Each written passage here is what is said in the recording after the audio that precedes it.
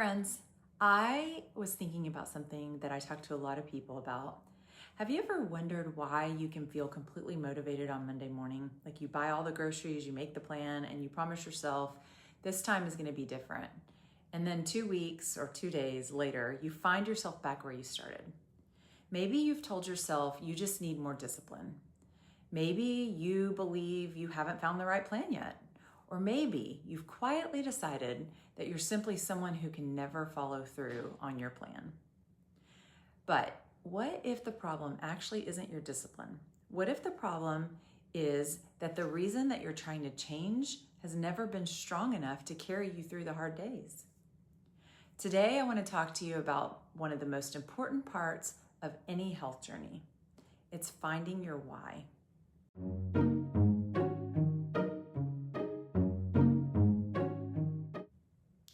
See, for most of my life, when I thought about changing my health, the thought that came to me first was the question, what should I eat? What foods do I need to stop eating? How many calories should I consume? Should I have a macro plan? Focus on protein.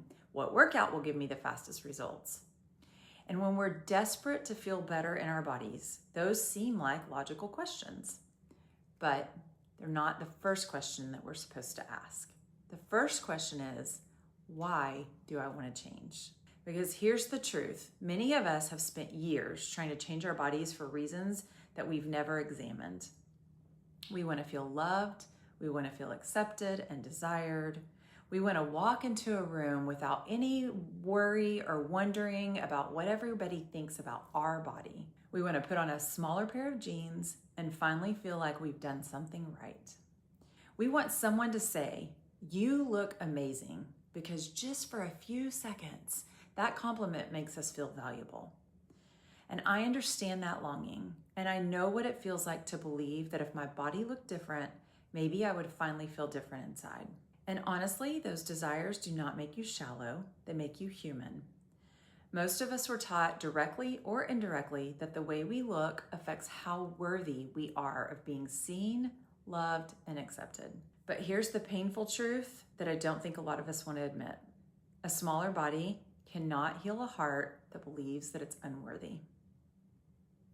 That's why another diet usually isn't the answer. You might follow the plan perfectly, and you might even lose weight, and you might receive the compliments that you thought you wanted. You might finally fit into the clothes that you've been saving.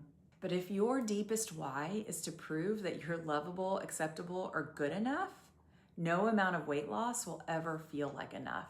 The goal will keep you moving. You'll lose 10 pounds and you think you need to lose 5 more. You'll reach the size that you wanted to and become afraid of losing it. You'll eat all the right foods all week long and still feel like a failure because you had a dessert on Saturday. Because when appearance is the foundation of your desire, fear is never far behind.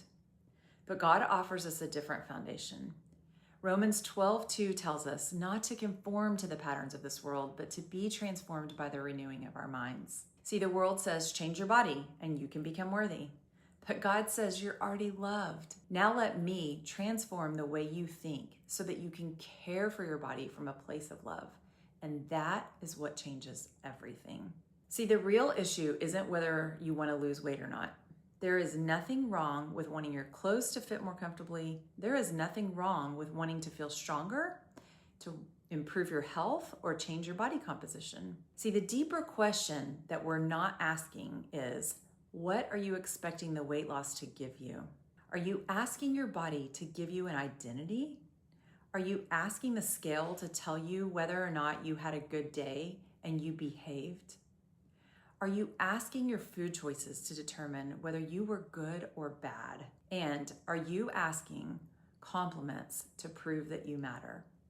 Because those burdens your body was never created to carry. Your body is part of your life. It is not the source of your life. Your value comes from God and God alone. Your identity comes through Jesus Christ. And your health is something that you steward, not something that you worship. My own why began because I felt physically unwell. I was in pain, I was tired, and I knew something needed to change. Changing the foods I ate helped me feel better physically, but God showed me in that journey that feeling better wasn't the only healing that I needed. I still believed that my body size was tied to how much I was loved and accepted. I carried guilt around food. I hid my eating. I had behaviors that filled me with shame. And I still believed that making a poor food choice somehow made me a bad person, and maybe even made God just be disappointed in me. So my why had to grow deeper. It became less about changing my appearance and more about living fully.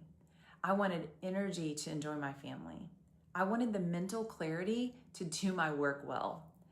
I wanted strength to serve the people in my life that God had given me. And I wanted to participate in my life instead of always feeling like my body was a project that I needed to fix. I wanted freedom from the exhausting belief that my worth rose and fell with my behavior. Maybe your why sits across the table from you. Maybe it's your grandchild who asks you to get down on the floor and play. Maybe it's your adult child who still needs your presence. Maybe your why is the ministry that God has placed on your heart. Or maybe it's the husband that you want to travel with. Or what if it's just simply waking up with enough energy to enjoy the ordinary, mundane life God has already given you? Your why does not need to sound impressive. It just needs to be true. Here's something I want you to ask yourself. What do I want to change about my health? And then ask yourself the question, why, to the answer that you gave to that first question. And when you answer, ask why again, and keep going until you get beneath the surface. So for example, if I want to lose weight, why? Well, because I want to feel better. Well, why do I want to feel better? Because I'm tired of missing out on things with my family. Because I'm tired of not having the energy to run and play with my grandchild. But why does that even matter? Because I want to be fully present for the life God has given me. See, now, when we answer those questions of why, we're getting somewhere. Lose 20 pounds may motivate you for a few weeks, but I want to be fully present for the life God has given me can anchor you on a hard Tuesday when all your motivation is gone. Your health journey does not have to be powered by shame or guilt. You don't have to hate your body into changing it. And you don't have to prove your worth through perfect eating or perfect behavior with food. You can pursue health because you are loved, not so you can be loved. You can make choices from stewardship rather than from punishment. And you can care for your body because it supports the purpose, the relationships, and the calling that God has given you. This is one of the first things that we work through inside the God's Undiet course that I wrote. Because lasting change needs a foundation, deeper than rules. God's Undiet is not simply about telling you what to eat. It's about helping you understand why you eat, why you want to change, and how to invite God into the process. I'll drop the information in the description of this video below. But if that sounds like the kind of journey your heart needs, for today, let's begin with just the question, why?